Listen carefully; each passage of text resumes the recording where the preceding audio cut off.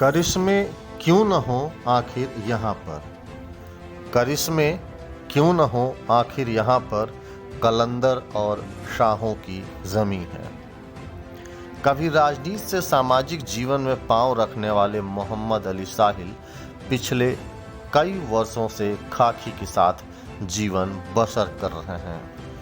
कंधे पर 3 सितारों की जिम्मेदारी लिए साहिल बखूबी अपनी नौकरी के साथ न्याय करते हैं, लेकिन इसके साथ ही साथ वो अदब की दुनिया में भी एक तेजी से उभरता हुआ नाम है, जो देश ही नहीं विदेश में भी बड़े बड़े नामचीन शायरों के साथ मंच साझा कर चुका है।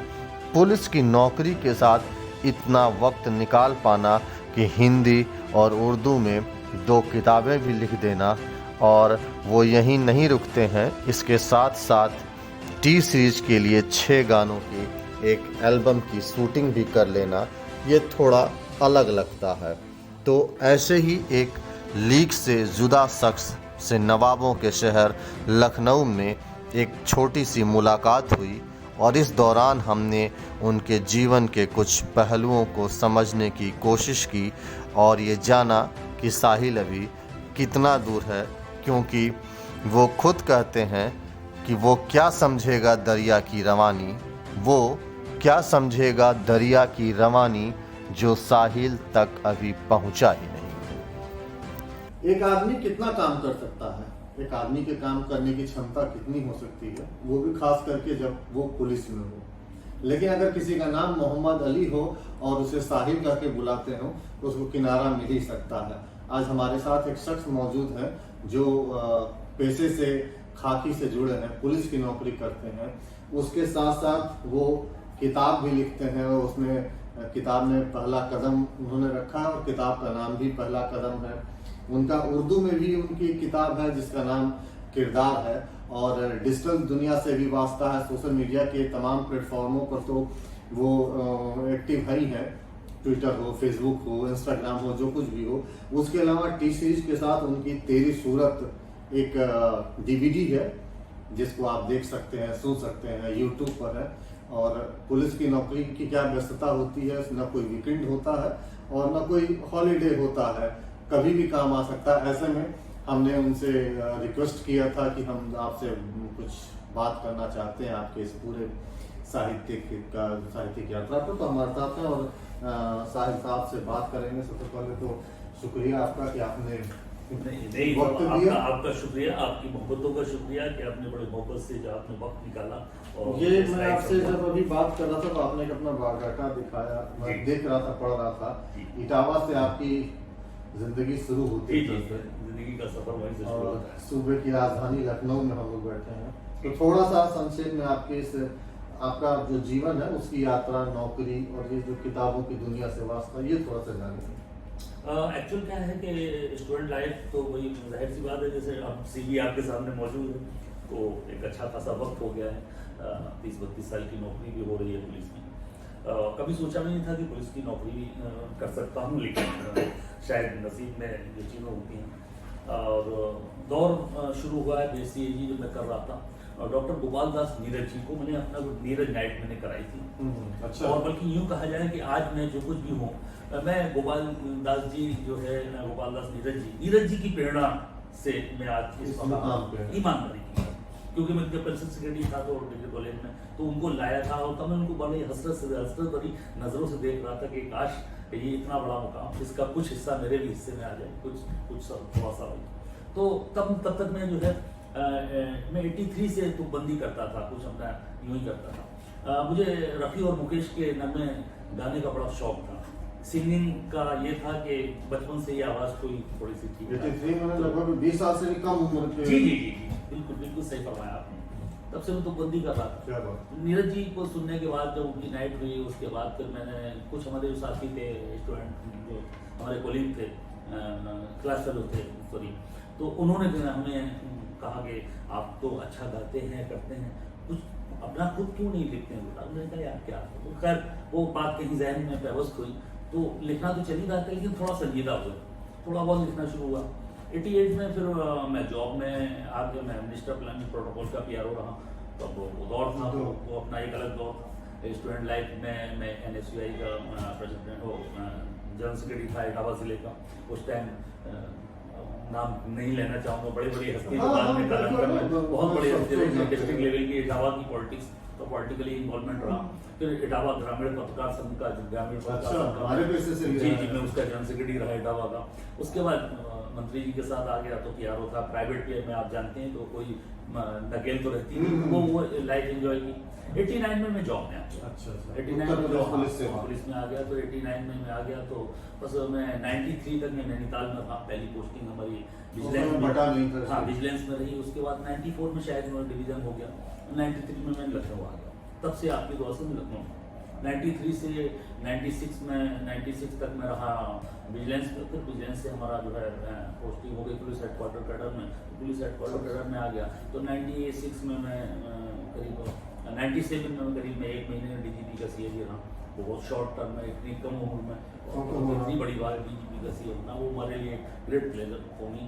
और उसके बाद 97 के बाद 97 से लेके 2009 तक एक बड़ा लंबा टाइम गुजरा है जिसमें मैंने IG लखनऊ जोन का CA रहा हूँ और तकरीबन 19 IG लखनऊ जोन को मैंने फेस किया। मैं समझता हूँ कि ये शायद हिस्ट्री है। तो अपने काम के लिए मैंने काम को जुनून की तरह किया, मैंने कभी नहीं। और जहाँ तक अब जो आज भी 97 से लेके 2009 तक वहाँ रहा, फिर उसके बाद 2009 के बाद कुछ दिन स्पेशल इंक्वायरी में रहा और उसके बाद फिर जो है मैं कुछ टाइम उसमें रहने के बाद फिर DIG रेंज के साथ आया और यह तकरीबन 6 साल से मुसलसल में 10-90। तो ये तो इतनी जब इतनी जो लंबी फहरिस्त आप पुलिस की बता रहे हो, जितनी जॉब प्रोफाइल आपने बताई, सब एकदम मतलब टाइट फ्रेम वाली नौकरियां नहीं है। उसके बावजूद मैं इस बायोडाटा में देख रहा हूँ पूरे मतलब अवार्ड्स की भी लंबी लिस्ट है, जिसमें 2 तो काफी प्रतिष्ठा परक है। तो आपका ये अकबर इलाहाबादी अवार्ड है, ये भी स्टेट लेवल का UP गवर्नमेंट का अवार्ड है। फिर आप गोरखपुरी अवार्ड है, ये भी UP गवर्नमेंट, और इसके अलावा जो है वो तो तमाम ही है। तो फिर कैसे ये सामंजस्य बैठा किताब और खाकी के बीच में? 2000 के आसपास की बात है, लखनऊ में कुछ नशिस्त वगैरह हुई तो मैं क्योंकि मैंने कहा कि ये चीजें होती हैं, ये ईश्वर प्रदत्त चीज है, ये ऐसी कोई चीज नहीं है जो आप मार्केट से सब्जी जैसे खरीदने जाते हैं वहां से परचेज कर लें। तो ये सब गॉड गिफ्टेड चीजें हैं। तो ऊपर वाले ने ये जो एक फन दिया, एक फनकारी के तौर पे, तो मैं 2000 के आसपास 96-97 में मैंने धीरे धीरे छोटे छोटे काव्य गोष्ठियों वगैरह में गाए बगाए जब भी कभी मौका मिल गया तो जाना शुरू किया। तो मुझे लगा कि यार मैं तो कहीं स्टैंड ही नहीं कर रहा, यहाँ तो तमाम सी चीजें हैं, तमाम से पैरामीटर्स उसके होते हैं, उसको फिर रिक्वायर्ड डॉक्यूमेंट होती है। तो रदीफ काफिये की पाबंदी मैं कुछ नहीं उस टाइम तक तो बंदी करता था, एक्चुअल वो जो उसके जो नॉर्म्स हैं उसको फॉलो नहीं कर रहा था या फुलफिल नहीं कर रहा। तो फिर मैं खैर करता रहा, लेकिन ये है कि वो कहते हैं कि माहौल का असर पड़ता है। तो जब मैं नशिस्त और जो काव्यगोष्ठी ज्वाइन किया तो वो चीजें समझ में आने लगी कि हाँ ये ऐसा है, ये रदीफ है, ये काफिये है, ये बहर है, ये वज़्न है वगैरह वगैरह।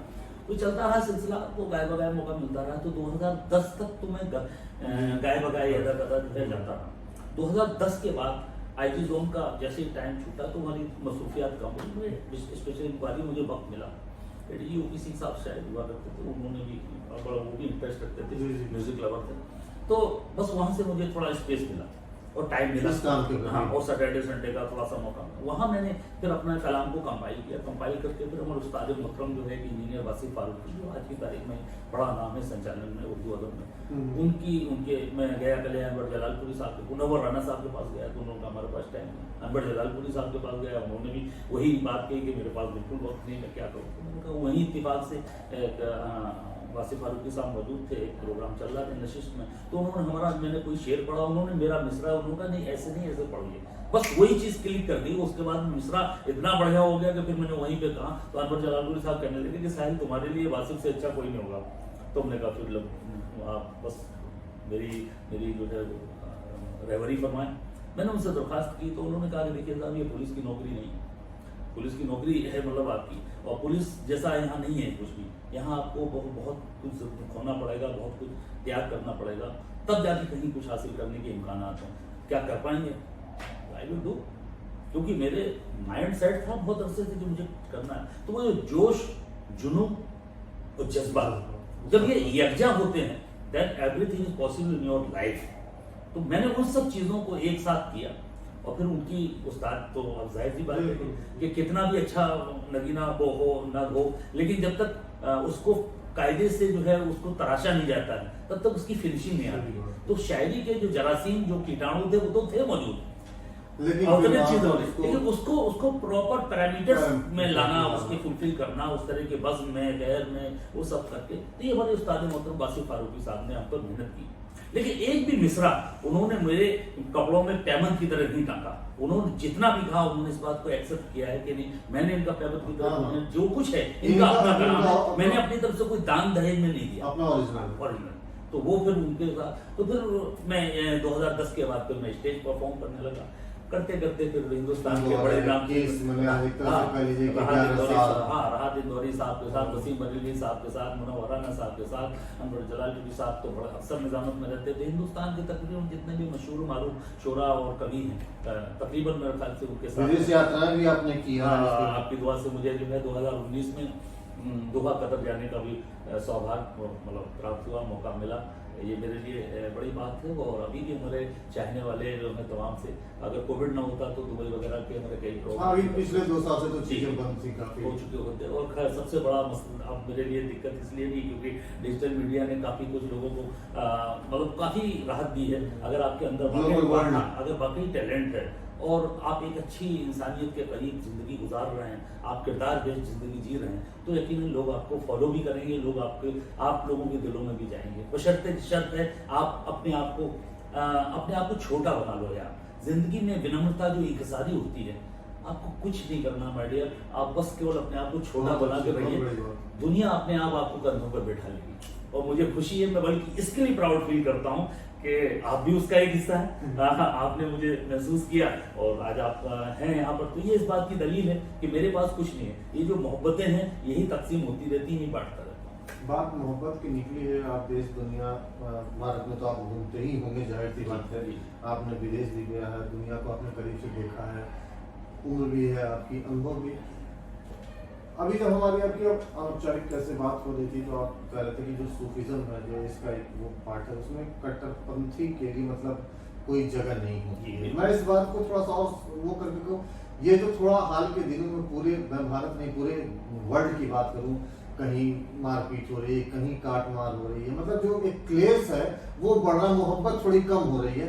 क्या इसमें इस जो रूहानियत की ये जो लाइन है, इसमें कोई क्या आप कहना चाहें, कोई तरीका है जो दुनिया को मोहब्बत बढ़ाई जा सके? मेरा सीधा सा सवाल है। इस ताने बाने, ये जो ताना बाना खिसक रहा है, इसको और मजबूत किया जाए। देखिए मिश्रा जी, यूनिवर्सल ट्रूथ है, क्या इससे प्यार है? अगर मैं मुस्लिम हूं तो हमारे यहाँ आया है कुल्लू नफ्सिन ज़ायक़तुल मौत। आप जब भैंसाकुंड पे या कहीं जब बैकुंठ धाम वगैरह पे होते हैं, वहाँ लिखा होता है कि क्या लेके आए वो सब यहीं रह जाएगा, जो कल तेरा था वो आज मेरा है, कल किसी और का होगा, और अल्टीमेटली ये नश्वर है और यहाँ से जाना है। जब ये यूनिवर्सल ट्रूथ है तो फिर यार है किस बात की? ये चंद रोजा जिंदगी है, क्यों नहीं इंसान इसको इम्तिहान के तौर पे लेता है? ये इम्तिहान गाह है, यहाँ पर नहीं इंसान का जो शैतानी सोच आ जाता है फॉर टाइम में कि हाय हम ऐसा कर रहे हैं, हाय मिश्रा जी ये फला कौम मज़हब मिल्लत, क्या यार मज़हब मिल्लत?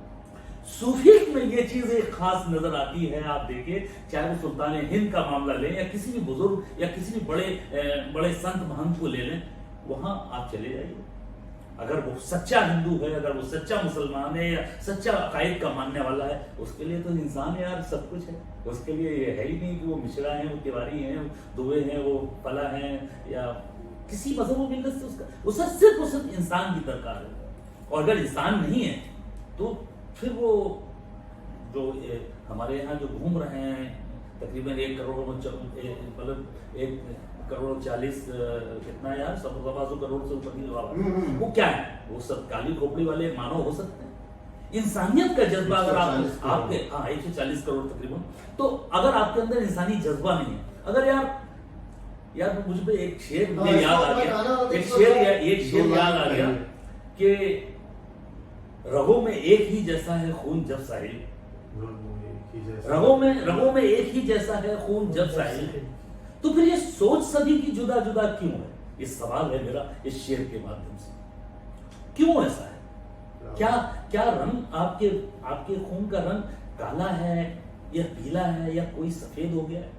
हमें लगता है शायद मिश्रा जी कुछ लोगों का रंग सफेद हो गया है, तभी इस तरह के वो शैतानी या इंतशार की बात मुझे लगता है कि बहुत मैं सिर्फ पैगाम के तौर पे यही अपने शेर से पैगाम देना चाहूंगा तमाम हिंदुस्तान को नहीं बल्कि दुनिया आलम को कि आओ तकसीम करें गंगो जमन की खुशबू।